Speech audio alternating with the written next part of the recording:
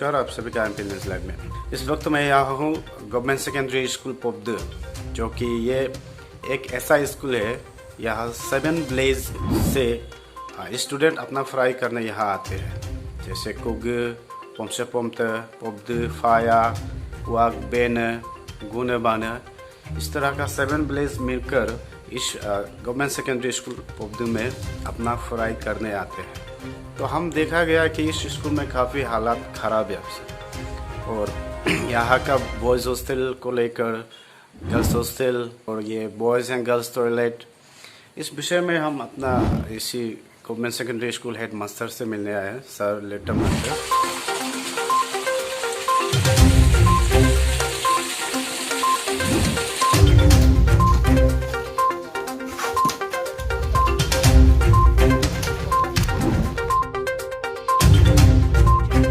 नमस्कार सर।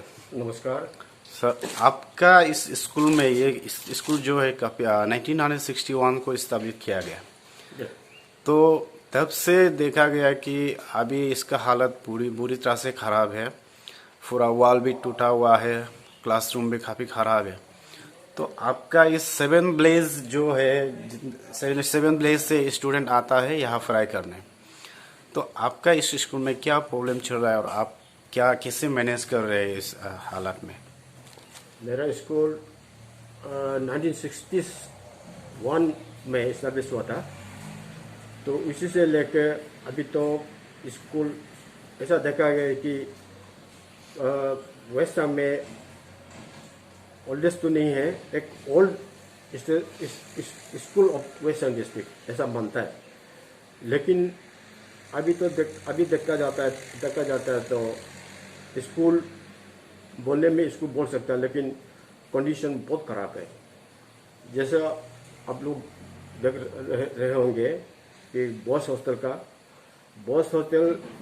को गवर्नमेंट से अप्रोच हज़ारों बार किया है, लेकिन अभी तक तो वो ऐसे पड़ा हुआ है, न उसमें जानवर रह सकता है ना बच्चा, ये कंडीशन में।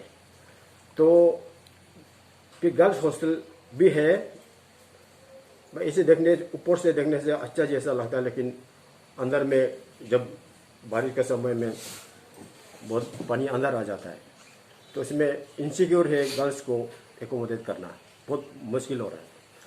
तो स्कूल कंडीशन को देखा तो स्कूल कंडीशन में जो आना जाना जो पढ़ते हैं वो सब देखते हैं, पब्लिक स्कूल बहुत अच्छा है। लेकिन जब अंदर घुस कर देखेगा तो पता चलेगा कंडीशन कैसे है। जैसे वॉल सब टूट चुका है, और कोई सीमेंट काली है, मतलब कोई भी काली, मतलब एक क्लास से दूसरा क्लास में पूरा दिखाई देता है। तो हम लोग जैसे तैसे करके हर साल कहीं से प्लाईवुड लेकर या तख्ता लेकर पिट के बंद करके हम लोग क्लास को चला रहा हूँ। साथ में वो टीना भी स्कूल ओल्ड एज का होने के कारण पूरा लीकेज बहुत है, तो उसमें बारिश का समय में पूरा बच्चा लोग भी बैठना मुश्किल हो जाता है। तो इसलिए हम गवर्नमेंट से भी अप्रोच किया था, लेकिन गवर्नमेंट तो कुछ भी नहीं देते आजकल। तो हम अपना इधर उधर करके हम टीना कुछ मैनेज करके जैसे तैसे डाल के बच्चा को हम पढ़ाता हूँ। तो फिर भी और भी अभी तो देखता तो बहुत है, जहाँ खराब होला या लीकेज बहुत है, तो इसलिए स्कूल भी चलाना बहुत मुश्किल हो रहा हूँ। क्योंकि गवर्नमेंट को अप्रोच करने से भी गवर्नमेंट चुनता नहीं है, ऐसे भी फंड आता है ना नहीं आता है मालूम नहीं है, तो देता ही नहीं है। तो हम लोग अपना आप से इधर उधर करके मैनेज करके स्कूल चला रहा हूँ। तो स्कूल में बच्चा का पानी का ज़रूरत है, तो पानी यहाँ पे बहुत कम मिलता है, क्योंकि हम लोग का सोर्सेस पानी का सोर्सेस बहुत कम है। वो कुएं तरफ से पहाड़ से लेता है, तो वहाँ से हम लोग लेके स्कूल में बच्चा लोग यूज़ करता है, स्टाफ यूज़ करता है। हम लोग टॉयलेट है, खराब होने से भी टॉयलेट है, बच्चा का भी है, स्टाफ का भी है, तो उसमें टॉयलेट में पानी चाहिए। तो पानी वहाँ से कम आता है, तो आने के बावजूद भी बारिश का समय में पानी कभी आता नहीं है। क्यों बोलने से वो कम रास्ता कुगुर रास्ता से जो पानी आता है बारिश का समय में, जो ओवरफ्लो होता है, वो हम लोग का टैंकी में आकर वो कीचड़ को लेकर वहाँ बंद करा के हमेशा रखता है। तो इसलिए हम लोग का स्टाफ जो क्वार्टर में है वो सब भी बहुत प्रॉब्लम मिल रहा है। और कभी कभी वो पानी को वो दूसरा जगह से दूर से लाना पड़ रहा है, जो हॉस्टल में जो क्वार्टर में रहता है। तो इसलिए पानी का प्रॉब्लम भी जहाँ तरफ से पहाड़ से लेता है, तो वहाँ से हम लोग लेके स्कूल में बच्चा लोग यूज़ करता है, स्टाफ यूज़ करता है। हम लोग टॉयलेट है, खराब होने से भी टॉयलेट है, बच्चा का भी है, स्टाफ का भी है। तो इसमें टॉयलेट में पानी चाहिए, तो पानी वहाँ से कम आता है। तो आने के बावजूद भी बारिश का समय में पानी कभी आता नहीं है। क्यों बोलने से वो कम रास्ता कुगुर रास्ता से जो पानी आता है बारिश का समय में, जो ओवरफ्लो होता है, वो हम लोग का टैंकी में आकर वो कीचड़ को लेकर वहाँ बंद करा के हमेशा रखता है। तो इसलिए हम लोग का स्टाफ जो क्वार्टर में है वो सब भी बहुत प्रॉब्लम मिल रहा है।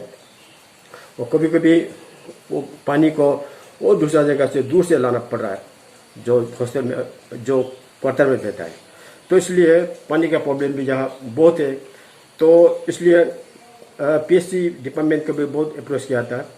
तो अप्रोच करने से मिस्त्री थोड़ा भेज देगा, प्लम्बर भेज देगा और थोड़ा सा ज्वाइन कर देगा, थोड़ा सा आएगा, फिर परमानेंट और कुछ रिनोवेशन भी टैंकियों के लिए रिनोवेशन कुछ भी नहीं है, पानी भी नहीं है। इसलिए हम लोग पानी के लिए भी बहुत मुश्किल हो रहा है और स्कूल में भी बहुत मुश्किल हो रहा है और हॉस्टल के लिए बहुत और भी मुश्किल हो रहा है। जैसे बच्चा पढ़ना है तो तब ना पड़ेगा जब हॉस्टल अच्छा होगा।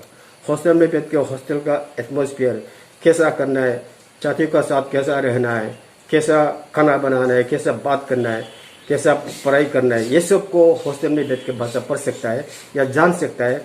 लेकिन हॉस्टल नहीं हुआ तो बहुत साल हो गया बच्चा अपना गौर से आके पढ़ाई कर रहा है। तो क्यों तकलीफ मिलता है बोलने से, क्यों बच्चा फेल होता है बोलने से, हॉस्टल नहीं है। क्यों बोलने से उन लोग बस्ती से आकर यहाँ स्कूल में पढ़ाई होता है। तो कभी कभी बारिश का समय में उन लोग आता ही नहीं है, बारिश के लिए आता ही नहीं है, तो स्कूल में एब्सेंट हो जाता है। तो एब्सेंट होगा तो एग्ज़ाम देगा तो फेल होगा ही, क्योंकि वो अपना लेसन को कवर नहीं कर सका, क्योंकि एक हफ्ता तो बच्चा नहीं आके बैठा है बारिश होगा तो रास्ता खराब है या बारिश से बोल कर नहीं आता है। तो इसलिए उन लोग बच्चा का पिलर का रीजन है, एक रीजन है, वही है हॉस्टल नहीं है। हॉस्टल में बैठने से बैठ के पढ़ के पास हो जाना था। और गर्ल्स हाउस में भी ऐसा है, दरवाज़ा नहीं है, खिड़की नहीं है, तो इसलिए बच्चा लोग भी अपना को इनसिक्योर फील करके उन लोग कोई माँ पिताजी लोग अलाउ नहीं है। तो एक दो कभी कभी बैठता है तो वो भी दौड़ के मारे निकल जाता है, तो हॉस्टल खाली हो जाता है। तो इसलिए भी फेल का कारण है, वो भी हो जाता है।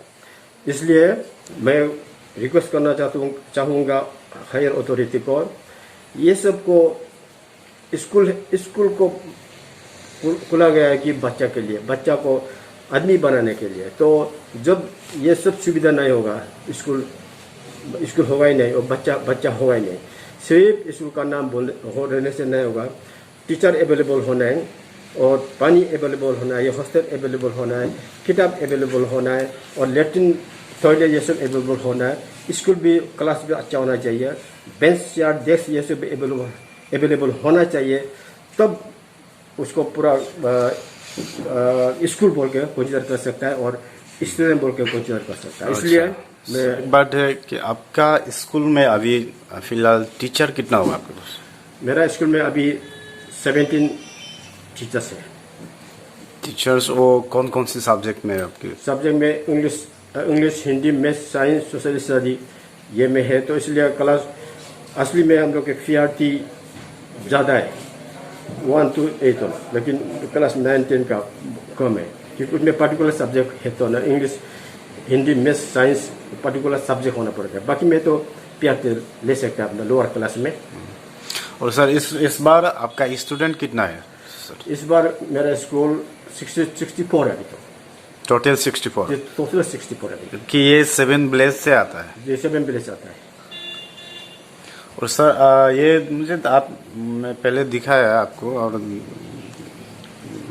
इंस्पेक्शन भी किया मैंने कि जो 7 ब्लेज अगर मिलकर कुछ करे तो हो सकता है, जो कि बॉयज हॉस्टल पूरा डिपांग में है, पूरी तरह हालत उनकी खराब है। तो आपने कुछ अप्रोच किया यहाँ के 7 ब्लेज प्रेसिडेंट सेक्रेटरी या जिला अंचल MLA और या गवर्नमेंट से? हाँ, ये सब ये इसी के बारे में भी हमने बहुत SMC मेंबर्स को बुला के मीटिंग किया। आप यहाँ के 7 ब्लेज प्रेसिडेंट सेक्रेटरी और यहाँ गवर्नमेंट से आप अपना स्कूल का हेड होने का नाते आप क्या कहना चाहोगे? अपना 7 ब्लेज का GPRE मेंबर्स या ZPM जो भी ASM जो भी हो अथॉरिटी बस्ती का, मैं रिक्वेस्ट करना चाहूँगा कि ये पब्दी भांगो का एक सेकेंडरी स्कूल है और ये उसको कंसिडर हम लोग करते हैं हार्ट ऑफ द पब्दी भांगो।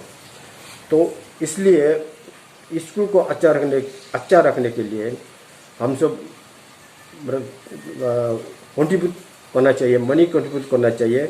हम लोग अपना आप से वॉलंटियरली मतलब कोशिश करना चाहिए कि जो बस्ती वालों को पूरा बोल के मतलब रिक्वेस्ट करके स्कूल के लिए हम लोग बनाना है, क्योंकि बच्चा का फ्यूचर के लिए हम लोग देखना है बोलकर और उन लोग बोलना चाहिए।